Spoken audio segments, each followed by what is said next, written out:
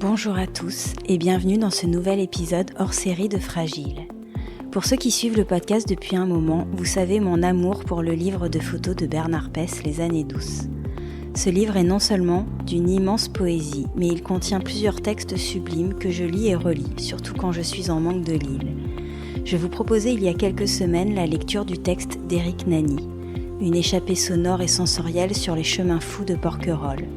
Puis ce dialogue entre Jacqueline Guiramant et son petit-fils Léo sur ce que signifie être ilien.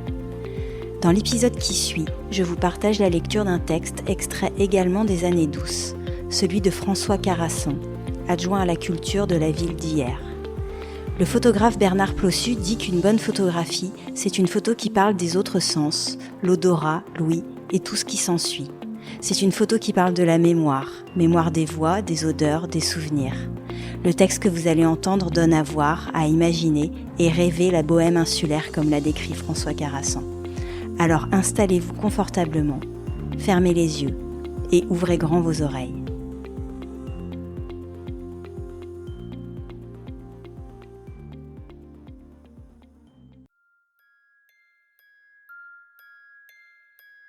Bonheur fané. On dirait que c'était la vie d'avant sur une île à présent perdue. Les gens qui y vivaient ne voulaient rien d'autre que d'y vivre selon leur île. Loin de la ville nombreuse, bruyante et affairée. Avec de la solitude, du silence, l'attente de rien, sans dépendre que de soi. Une vie en face d'elle-même.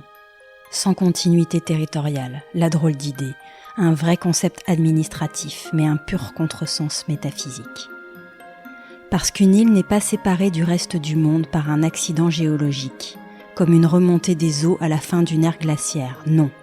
Elle l'est dans un présent essentiel, isolé, fille du hasard, car la mer, métaphore cosmique, vide du moindre signe, mouvante et sans trace, l'a rendue étrangère au continent et à l'illusion d'être une terre ferme.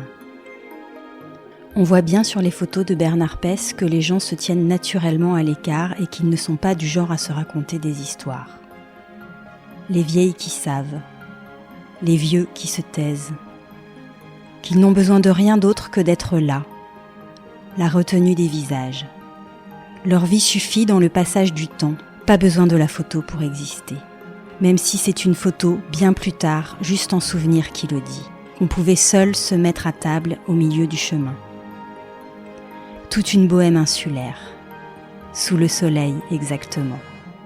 Des jours comme immobiles, des broussailles et des mouettes, des vélos qu'on pousse, des regards vers la mer, des mains de pêcheurs.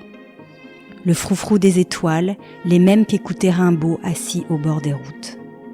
La plage enveloppée d'une éternelle brume, au bord du large.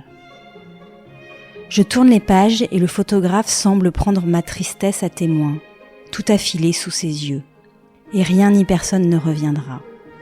C'est plus qu'un regret du temps passé.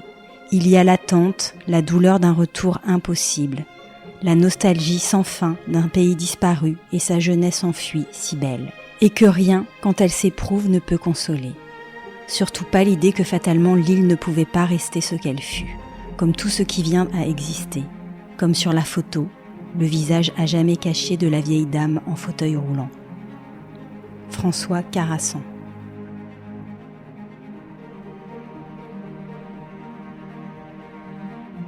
Merci à François Carassan pour ce magnifique texte qui dit le froufrou des étoiles et la mémoire d'une époque aujourd'hui révolue, saisie à travers le regard de Bernard Pess.